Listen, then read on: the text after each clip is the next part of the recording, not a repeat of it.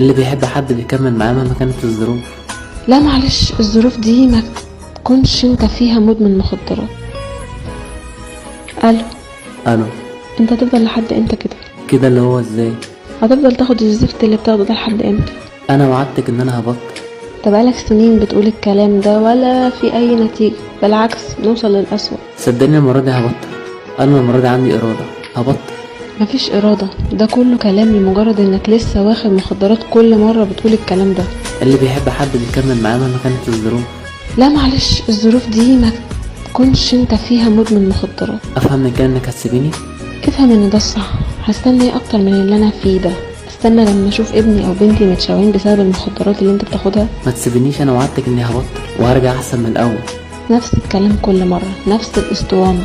انا بقالي سنين صابرة رغم كلام الناس كلها. انا مش هكمل حياتي مع حد مدمن مخدرات. انا مش هكمل حياتي مع حد مدمن مخدرات.